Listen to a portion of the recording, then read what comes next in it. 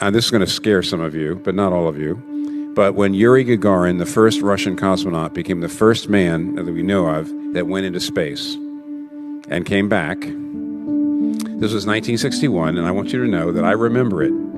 Everybody was very excited about it. And some of you are saying, what? I remember it. But he was, the official doctrine of the Soviet Union was atheism, and he came back and he said that he went up into space and he didn't see God, which he thought confirmed the atheistic viewpoint. And C.S. Lewis was still alive, and he wrote a little essay called The Seeing Eye. And in it he said, excuse me, he said, if there's a God, you wouldn't relate to God the way a person on the first floor relates to a person on the second floor. In other words, you don't find God by going higher up in your own space. If God is our creator, then we would relate to God not as a person on the first floor relates to a person on the second floor, but as Hamlet relates to Shakespeare. Now, how is Hamlet ever going to know anything about Shakespeare?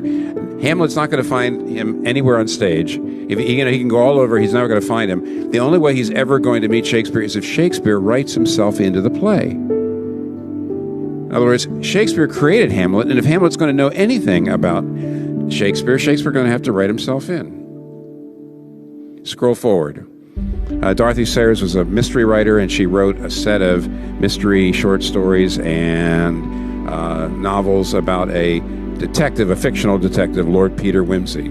About halfway through the novels and the short stories, a love interest shows up, Harriet Vane, and they fall in love. He's very lonely, but then Harriet shows up, and they fall in love, and they live happily ever after. And many experts on Dorothy Sayer's work believe that she had written herself into her own stories, that she had looked into this world she'd created and this character she created, and she saw he was lonely, and she loved him, and she wrote herself in to save him. I'm here to tell you that almost, not completely, but almost, that's exactly what God has done.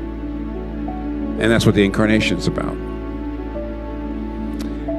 He created us, and he looks at us, and he sees us flailing and sinking, and he loved us enough to write himself in. And that's what the incarnation is. Jesus Christ is the Creator God.